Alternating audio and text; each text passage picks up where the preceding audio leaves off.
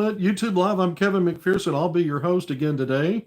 It is Friday morning, so good morning. Wee hours of the morning, actually. So, any brave, hearty souls joining me for the end of the week version? We'll see what we do through the weekend in terms of coming back on. Still working on some updates and maybe ready to bring some more recruiting intel. Today, we're going to go through Arkansas's SEC schedule. That's the main focus of this segment because that was released a couple of days ago. We're just now getting the opportunity. We've gone through the schedule. We already knew who the opponents were. We knew, who the round robin home and away opponents were.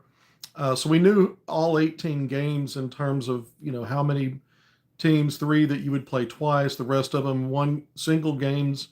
And we were able to, we understood which ones were road games, which ones were home games. Now we know the playing dates. We're still waiting on television designations, but knowing the playing dates helps us. It's one thing to know who you're playing, but when you're playing them also plays into the perceived strength of your schedule, how you navigate that. Is it treacherous? Is it, better than usual? And I think it's the latter this time around for the Arkansas Razorbacks. So we're going to get into the schedule, the SEC schedule. That's going to be something we do, through most of this segment. The first part we're going to do is just jump into a few little housekeeping items in terms of recruiting. Class of 2026, each week I've been putting out a scale of 1 to 10, a confidence level, not in terms of does Arkansas lead or not lead for a player, but it's more about the confidence level in John Calipari of getting prospects onto campus, which then builds your, the idea that he's got a chance to close the deal. And so put out articles and talked about it on these segments. And each week I've updated it. We haven't done an update this week because there's not really been a lot of movement. So I'm kind of where I was with all the players. You can go check out my confidence level scales of 1 to 10 in a big written article that's posted at HogvilleNET on the basketball recruiting forum. If you want to, go back and review that and see where things stand.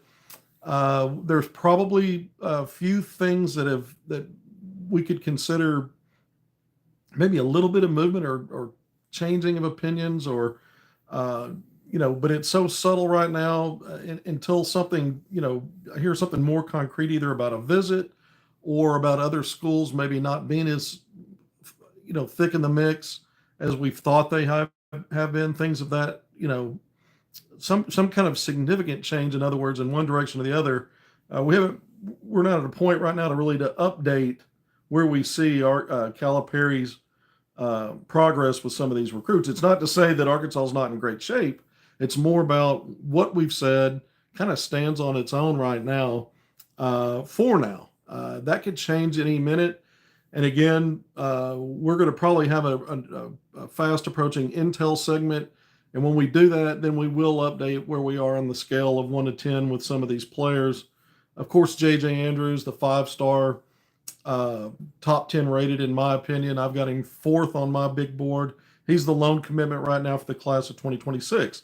But another player moving into class of 2026 as a reclass, the number 1 player until in the class of 2027 until Thursday when he formally announced that he is going to reclass to 2026 is Baba Aladdin, a 6'9", 6'10" combo forward out of Silver Springs, Maryland.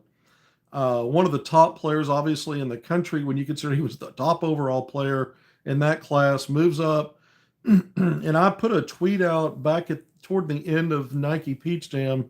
I'd been hearing, for a few days that he was considering a reclass. So I put a tweet out, keep an eye on this. He might reclass.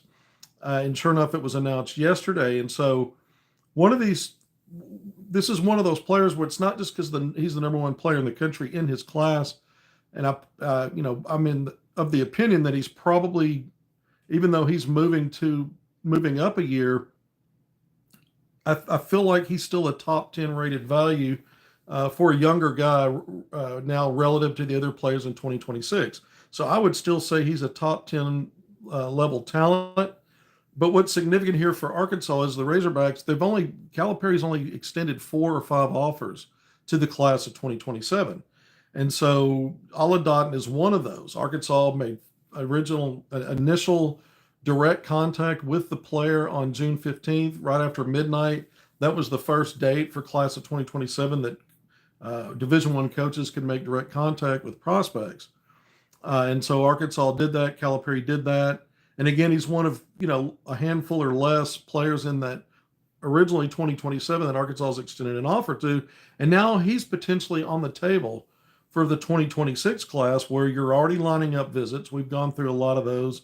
And again, today we don't really have any updates for 2026 other than Ala Dotton moving up from 27 to 26. And so now our radar's up for, let's see if there's a visit upcoming for him and what time frame he has to make a commitment announcement. The early signing period's in November. Typically, when players of this caliber are reclassing, they're just looking to get a year closer to the NBA draft, and he's a potential one and done, especially with his intangibles and tangibles.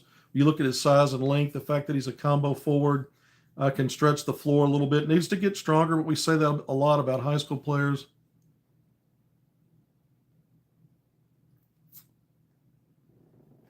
Hey, Kevin, I think the comment there was, and thank you for the comment, you said you like recruiting for the future. Did we think Arkansas can make the Final Four? I think Arkansas's got a potential to be a Final Four team this upcoming season, year 2 under Calipari.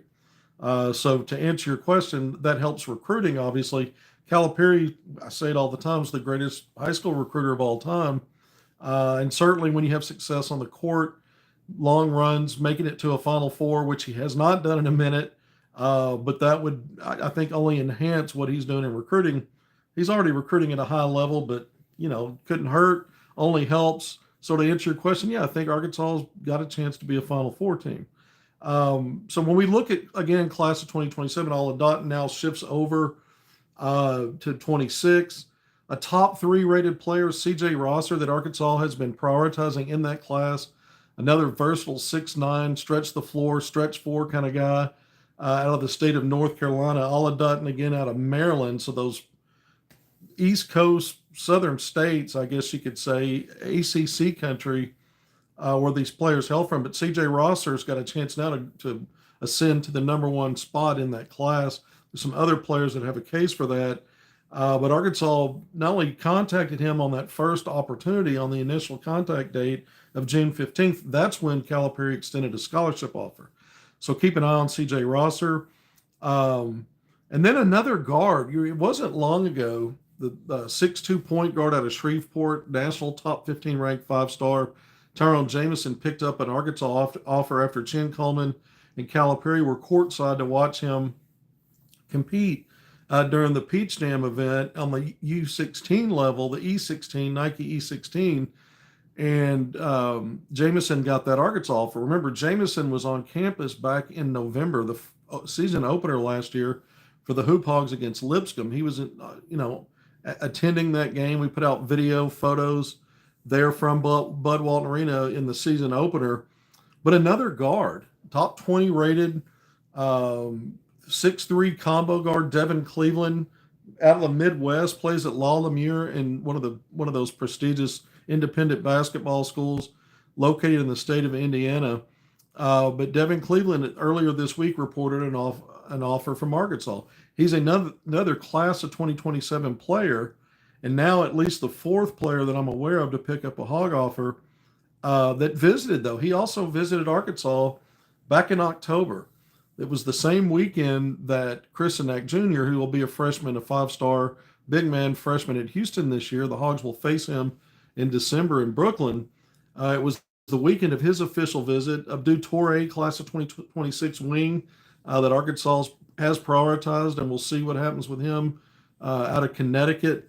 But he was on an unofficial visit, and for the same weekend, Devin Cleveland. And so all 3 of those players were in. Again, it was October, and I believe it was the weekend that Arkansas hosted LSU in football. And I had a photo that I got of Devin Cleveland inside Reynolds Razorback Stadium before the game that we tweeted out at the time. And so I used that photo again when I retweeted the fact that Cleveland reported an Arkansas scholarship offer this week. So when you look at those 2 guards, Devin Cleveland, and just a few weeks ago, we just said it, Tyrone Jamison, you've got 2 class of 2027 players that just recently in the backcourt picked up offers. When you look at Ola Doughton, now class of 2026, and Rosser, who we just talked about, those taller, more versatile 3-4, that's probably what they project for the NBA. And the fact that Arkansas has also offered both of those. Now, Ola Doughton again, 2026, so no longer part of 27, but there'll be more players in that 27 class that Arkansas pursues, but it is a short list right now, and that's why I say keep an eye on Baba Ola Doughton and the move up to 26. Let's see if Arkansas can get him on a visit anytime soon, and perhaps be in the mix for his services, and then we'll see, does he make a decision in the early signing period. All right, well, let's transition over to the schedule. Nearly 11 minutes in. Thank you for joining me on HogvilleNET YouTube Live. Let's talk Arkansas's SEC slate. Look, one of the comments already asked about this. Yes, I think this could be a final weekend NCAA tournament kind of a team. A lot of breaks have to go your way. Staying healthy is one of those things. But when you look at the SEC slate, we know that we've talked so much about the games that we know about, and non-conference play are, it's a brutal non-conference schedule. But Joe Lenardi with ESPN Bracketology, his most recent update just a few weeks ago, he's projecting 14 of the 16 SEC teams to the NCAA tournament for a second consecutive season. Well, that was an unprecedented circumstance last year to get 14 of the 16 in. No conference had ever done that. It was considered the best conference ever in college basketball, and now you're looking at potentially 14 of the 16 teams back in the dance. I mean, we're in August now. We'll see what plays out, but we know it's going to be a strong league again, and I've felt like it'll probably be the best in college basketball once again. So whether a full 14 teams make it in or not, there's going to be it's going to be the strongest league in the country. So it didn't really matter how some of these dates laid out. There are no nights off, is the point. And you could say, well, how can you say it's a manageable schedule, which is one of my big takeaways. This seems like a manageable schedule for league play. But part of that is how some of these games fall into place and when they fall into place. Knowing the matchups is one thing again, but knowing when you're going to play these teams, may give you some confidence going into the season that it's a little more manageable than it has in previous years. Now, look, Arkansas is coming off back to back 3 consecutive seasons of losing SEC records. 2 of those 3 seasons under 2 different coaches, Arkansas went to the NCAA tournament and advanced as far as the Sweet 16. So a couple of things there. I think it speaks to the strength of the league and how good it's gotten, where you could be underwater in your league and still be good enough to advance in the big dance. But I think the other thing is a lot of that has to do with Arkansas's poor starts in league play, and then they finish strong. I think both things are true. It's a strong league, but at the same time, Arkansas out of the gate slow. So I think when I think about how tough the non-conference is, part of that too is when you play teams. Arkansas begins November 27th against Duke. When you start thinking about a build-up to tough competition as you lead through December and into league play, because you've got November 27th, Thanksgiving Day, Duke in Chicago. Then December 3rd, about a week later, you're at home to host Louisville in the 3rd annual ACC SEC Challenge.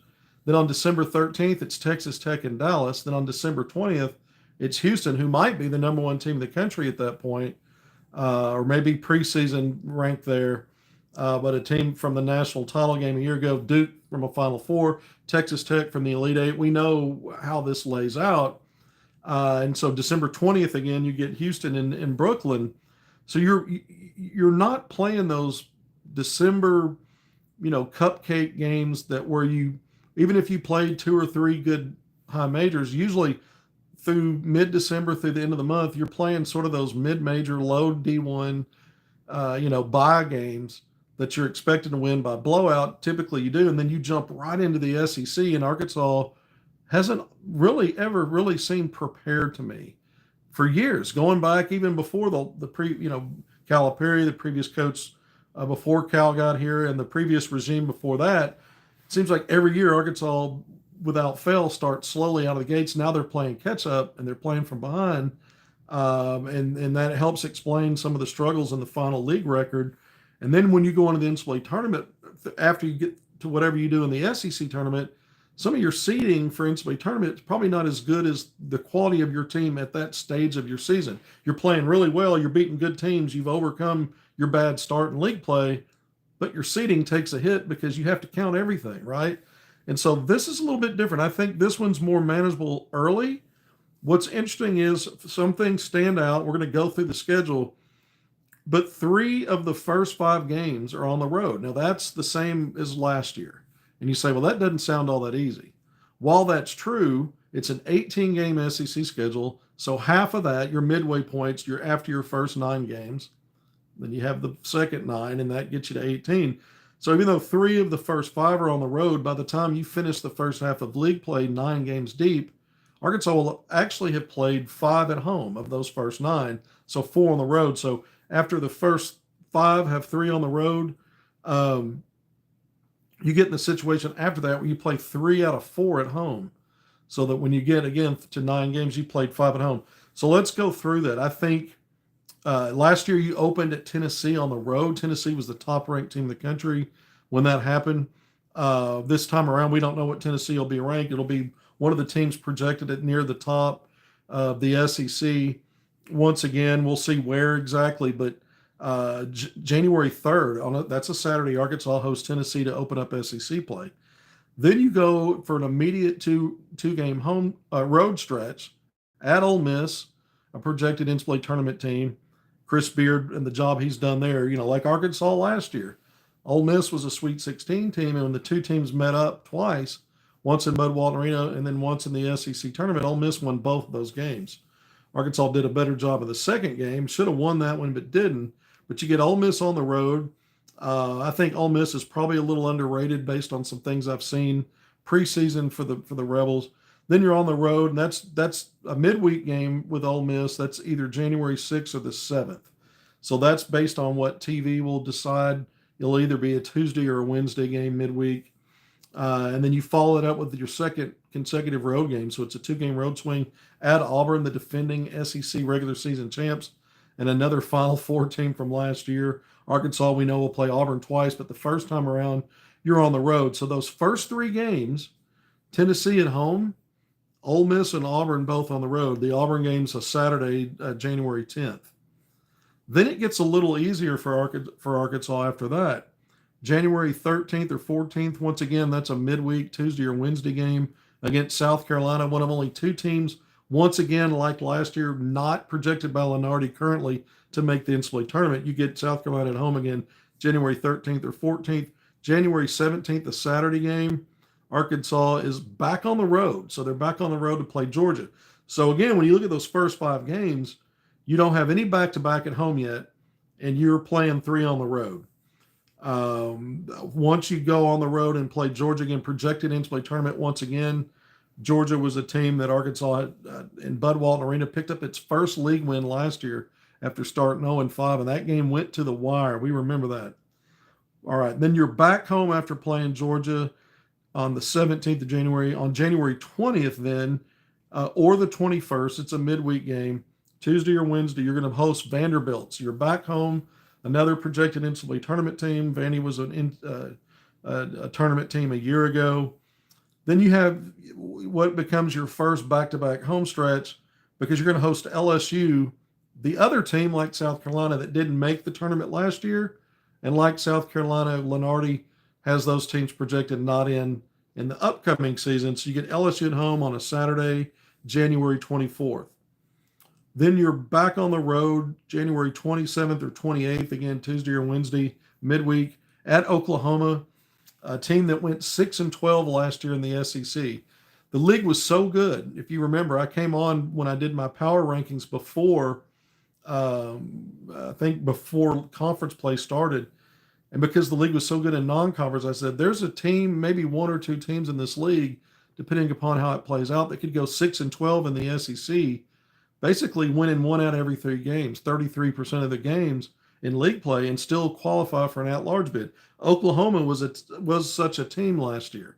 6-12 in the league, finished near the bottom there, and still made the NCAA tournament with an at-large bid. So Arkansas is on the road. We know, speaking of OU, Right after that, close win against Georgia at home after the 0-5 start. OU when it came into Bud Walton, and in the last seconds defeated Arkansas, and then it was a 1-6 start. But you got OU on the road this year in the second season for the Sooners being in the SEC. Again, that's a midweek, January 27 or 28. You finish January with Kentucky at home. This is, to me, I earmark this as the biggest game of the season. There may be teams ranked higher or better, but Kentucky, given the history with Calipari, given that it's the bluest of blue bloods in the SEC, probably in basketball, really the only one, unless you consider Florida and Arkansas right there on the cusp.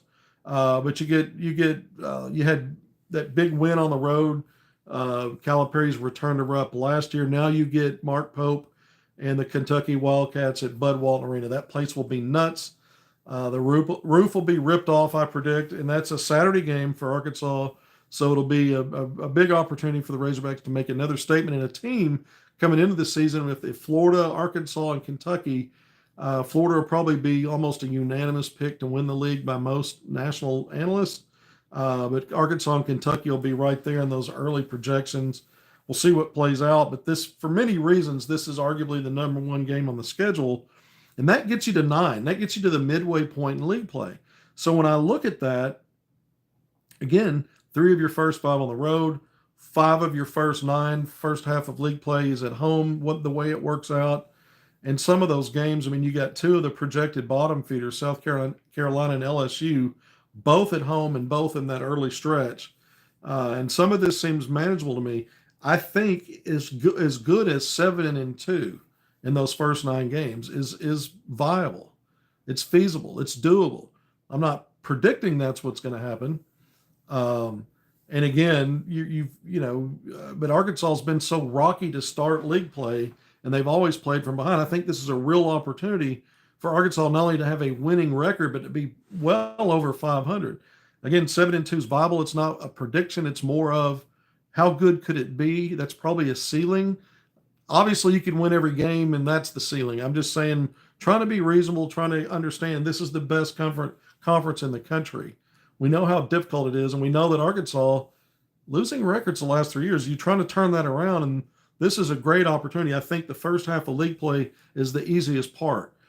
And what does Calipari say about his teams? And if you go back and look at it, sometimes they start slow anyway, and then you're really paying attention to how good they are down the backstretch. And so if the easier half of your league play is the first half, that kind of fits into maybe that's what the doctor ordered for the way Calipari's teams develop and get better. But also I think it makes a lot of sense to me why Arkansas struggled in the past. Again, I think it's not one thing in a vacuum. I think the weakness of opponents in non-conference play in December, having all those games spaced out and then not playing anybody tough, and then you jump into a tough league and you're not ready, especially for some of these road games. I think this is different. I think the lead up is going to challenge Arkansas, is going to have it ready for league play. And then you don't have it's just not brutal. The first part, again, there's some stuff that makes it not easy. I won't go there and say that it's, this is a cakewalk, but at the same time, it's just not a brutal start. So I think that lines up well for Arkansas to finally flip the script and have a good start in league play. Again, 7-2 is kind of a ceiling there. I think it's a viable path. 6-3, you'll take that all day long, given again recent history, and even 5-4 winning records better than the alternative. But again, I think that sets up really well for Arkansas to start league play. After Kentucky, that midweek game, February 3rd or 4th for most teams in the league, that's the bye week for Arkansas. So Arkansas gets the bye right there, smack dab in the middle of league play, early February, the 3rd and 4th, when other teams will be playing in league. It's an opportunity in theory to play a non-conference game. Calipari did that in his last season at Kentucky, played Gonzaga. I think they hosted the Zags in a February game at Rupp. Arkansas didn't do that last year, and that, who knows if they'll look at playing a non-conference opponent and that opportunity there. This time around, again, I think when you're only going 8 or 9 deep and injuries are a part of everything in college basketball now, it seems like every team, in other words, has to deal with it at some point. You might just need those few days off there in terms of no game. Rest up, heal up, prepare, and just stay locked in on league play, but it's a possibility. You jump right back into, once you come off the bye, you're back on the road. Now, this is what becomes interesting. I think the second half is tougher for Arkansas. And I think if I were to pick out 3 stretches of, maybe the toughest parts of league play, 2 of those happen in the back end, 2 of the 3. But February 7th, Arkansas, that's a Saturday game on the road at Mississippi State, another projected NCAA tournament team, a team that Arkansas eked out a win at home against at the end of the regular season last year. Now you're playing Mississippi State once again, but it's first game of the second half of league play, followed by a second consecutive road game at LSU, manageable, February 10th or 11th. That's a midweek game. Then you get to February 14th at home against Auburn. So you're getting your second game against Auburn, this one at Bud Walton Arena. That's a Saturday game on Valentine's Day, right? It's February 14th. Then that's followed up by the other state of Alabama team and one of the top programs in the SEC the last few years, and a team that made it to the Elite Eight this past season, Alabama. You're on the road for the Crimson Tide. That game will be played February 17th or the 18th. It's a midweek game. You follow that up February 21, back at home against Mizzou. So you play Mizzou twice. They're on the permanent round robin. LSU is. So we know we've already gone through those 2 matchups. But you're here in late February, the 21st, you host Mizzou, and you still got to play them on the road. So you're getting Mizzou twice here at the end of the year in your last 5 games. Mizzou at home on the 21st, February 24th or 25th, Tuesday or Wednesday. Texas A&M, a team that was one of the top teams in the SEC last year. When you looked at the top 4 or 5 teams in the league, this season there's been a coaching change. Lenardi still has A&M projected into the big dance when the dust settles, but you get A&M at home. So back-to-back home games, Mizzou and A&M. You round out February by going on the road to Florida. This will be another, you could earmark this as one of the top 2, 3, 4 games in the season for Arkansas. It's a road game in Gainesville. Florida's the defending SEC tournament champion, the defending national champion, and finished a game behind Auburn last year in the brutal SEC that played out in the regular season. And Florida replacing most of its backcourt, bringing back a very talented and deep front line. We know Boogie Flan's there. Too bad Arkansas doesn't. Like I say with Kentucky, you'd love to see home and away against teams like this, but you're on the road this year at Florida on February 28th. 2 games in March this year. Last year you had 3. It's just the way the calendar split. March 3rd, Arkansas hosts Texas. So the second season for the Longhorns in the SEC. Arkansas won 2 nail biters. Both of them went to the wire last year, home and away in the regular season against the Longhorns. Arkansas will host Texas again on March 3rd or the 4th. So it's a midweek game. And then March 7th, the regular season finale on the road, Mizzou. The Tigers will be projected again as an NCAA tournament team. All these SEC teams, again, 14 of the 16, the 2 outliers, the 2 outcasts, if you will, South Carolina and LSU. So I think several things here. When we look at the second half, those final 9 games, the last 6 games, starting with the road game at Bama, are, to me, the toughest part of your conference schedule. And so you have 18 games. That's a full third, and it's the final third of league play. Those 6 games, Bama on the road, Mizzou at home, A&M at home, on the road against Florida, Texas at home, and then at Missouri, that to me is the toughest 6-game stretch and the toughest stretch of what Arkansas's got to deal with. But again, Calipari's teams tend to finish strong, and so, Arkansas should be built for that. Another reason why I think, this is falling, the SEC schedule falls nicely for Arkansas. If the toughest conference in college basketball, if you can say something nice about it, I think the way it plays out is good. The other tough stretch of games, I think, are just the first 3 once you come off that bye. You've got back-to-back road games, Mississippi State, even though LSU won't be predicted at the top of the league. We know what happened to Arkansas last year at LSU. Started 0-5. LSU wasn't a great team. Arkansas went on the road and lost a game it could have won. Those first two road games, and then Auburn at home. That's a tough stretch just to come off the bye. But I think also the first three games are a little bit tough when you've got Tennessee, who we know under Rick Barnes. They call him regular season Rick. Well, we know they're really hard to beat, and they've been at the top of the SEC. Yes, you get them at home, but then you're on the road for two toughies again, Ole Miss and Auburn. So I keep an eye on that. And then if I were to single out any other stretch of games, you just can add that road game against OU, the home game against Kentucky. Yes, there's a bye after that, and then the back-to-back road games, Mississippi State and LSU. That's 3 out of 4 that are on the road, and 2 of those road games are projected NCAA tournament teams, and Kentucky obviously going to be projected in the top 3, I think, in the SEC. 31 minutes in. Thank you for joining me on HogvilleNET YouTube Live. So we've gone through the SEC schedule. I've kind of talked about where, if they're going to be rough patches, where they are. I think overall it's manageable and sets Arkansas up to finally have a winning record. So let's talk about that. I think a maximum best case ceiling, everything goes right. Nobody gets hurt. You don't deal with attrition. I really think that looks like 15-3. That's the record that Auburn finished with last year. I went back and looked at that. I thought 15-3. Am I predicting 15-3? No, I'm saying everything has to almost fall into place. Perfection would be 18-0. That doesn't seem viable for anybody. I don't care how good the team is in this difficult of a league.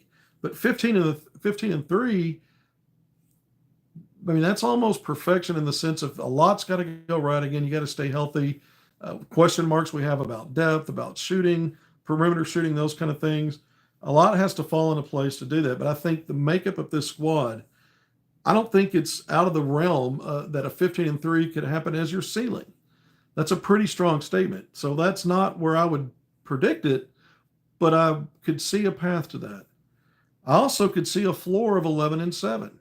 Arkansas dealt with attrition last year. It's possible that it could happen again. Arkansas has a history of starting slow in the SEC. So no matter how good I think this lays out for Arkansas, recent history, and it's not just the last couple of years, several consecutive years going back the last 3 coaches, including Calipari, it's been rough starts to league play. So 11-7 is a floor that I can envision if things don't go well. If you start slow and you deal with any issues in terms of that attrition, that's a possibility. My prediction right now, looking at it, will be somewhere in the middle, 13-5. 14-4 is easier to get to than the 15-3 ceiling I gave.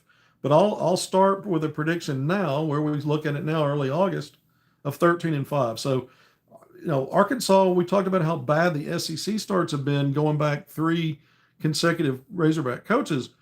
But 2 of those, Eric Patrick Musselman, even though Arkansas started really poorly, one of his teams finished 13-4. Arkansas, because it was the COVID season, Arkansas had a game against A&M that didn't get made up. So they only played 17 games. They finished 13-4 and finished a half a game. I believe they finished, or a game and a half behind Alabama, who won the league that year. Arkansas finished second. And then I believe Arkansas the following season, after a 0-3 start in league play, finished 13-5. Is that right? I think they finished 13-5 that year and finished in the top 4 in the SEC. So you can have a bad start and still end up with a 13-5 record. That's kind of, again, in between what I think is the ceiling and the floor for this team. And even if you hit the floor, 11-7 is a lot better than what we've seen, again, with the 3 consecutive seasons of losing records once league play ended and you're heading into the SEC tournament. So there's that. But I do think this is could be a special season for Arkansas. There's a long way to go to feel like you could predict. I mean, I'm never going to predict a Final Four for just about anybody. I'll say this looks like a Final Four roster, and maybe a handful of teams looking at it, preseason have the best chances to do it. But there's no surefire anything, not with injuries and not with how things can go in a basketball season. And even when you get to seeing how teams are what brackets they get, where they're sent to, what the NCAA tournament actually looks like, what the field is, even then it's hard to predict, right? I mean, you're seeing more and more of the one seeds winning and advancing and fewer upsets. Part of that's the portal era. So we'll have a better idea certainly when we get to March. But for now, the best I can do is say I think that Arkansas has a potential to be a final weekend team when I look at the makeup of this roster, the retention, the veteran qualities, the talent level, the size, with a few question marks. So when you do that, if you believe that, you go through a schedule. Once you really start to see things line up, when you play teams, how often do you play them? What did you do in your non-conference to get ready? All these things lead me to believe that Arkansas still could be a final weekend kind of team, but you need a better seeding really than Arkansas had last year or 2 years ago when they went to a Sweet 16 coming off an 8-10 season at Arkansas. You're going to have to do better in your league play than Arkansas has done recently to feel like you're seated high enough going to the NCAA tournament where you have a better path and a better chance to be a final weekend team. Not that you can't be a Cinderella and do that, but the path's a little better when you're a higher seed. And if you're a higher seed, it means you lost fewer games in the regular season, which also means you figured out how to be a really good team and maybe overcome adversity and maybe win games that in previous seasons you just weren't winning for one reason or another. So it helps you build that case and give you the kind of confidence where you can then carry that over into your postseason and maybe make a run like that. All right, we're signing off now. Thank you for joining me on Friday morning. Later today, 2:30, I'm going to do my first ever, I'm calling it Football Hogs in 15. The idea is I'll be able to squeeze in a little overview, basically looking back at the last week with the start of training camp for the football Hogs. And then, a little overview, hitting on some key points for the upcoming season and looking ahead a little bit for the football Hogs. So I'll be doing that. And again, if it's not 15 minutes, if I go over, then I go over. But I'll be putting that out today at 2:30, and that will be another live. So we're coming on live to do that. I'm really excited about it. I can't wait to get into the football Hogs. My coverage will be elevated in terms of the Razorback football this year. I'll be attending more games.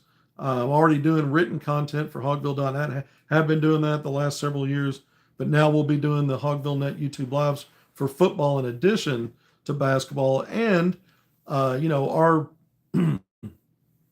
our chief insider, Otis Kirk, who's a veteran of many decades covering Razorbacks football recruiting and the football program, we're going to fit him in how we can.